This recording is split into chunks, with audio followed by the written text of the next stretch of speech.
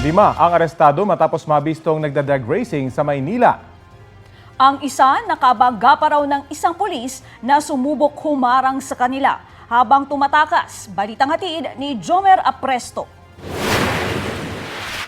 Animoy normal lang na daloy ng mga sasakyan ang nakuhanan sa bahaging ito ng Ross Boulevard sa Maynila noong Martes ng madaling araw.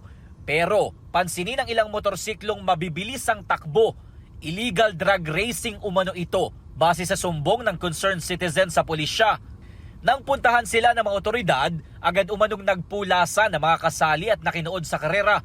Sinubukan silang pigilan ng isang patrolman ng Manila Police District. Pero binunggu umano siya ng isa sa mga tumatakas na sangkot sa illegal drag racing. Nabali ang kanang binti at nagkasugat pa sa ulo ang pulis. Kasi during that time, marami pa pong mga tao po nun. Marami rin pong naglalakad. Bigla po siyang binangga ng suspect, inarangkadahan po ng silinyador at doon po natamaan yung ating pulis.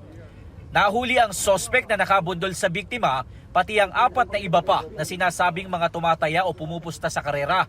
Nakuha sa kanila ang ilang mga modified na motorsiklo. Sa investigasyon ng otoridad, nagsisilbing racetrack nila ang bahagi ng Ross Boulevard Pedro Hill hanggang sa Remedios Street.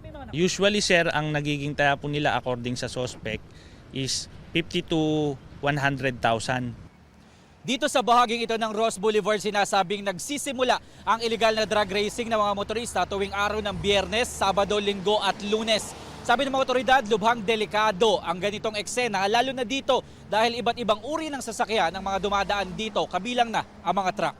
Hawak na ng Ermita Police Station ang mga suspect na maharap sa reklamong alarm and scandal at disobedience to a person of authority. Sasampahan din ang reklamong frustrated murder ang motoristang nakabundol sa biktimang pulis.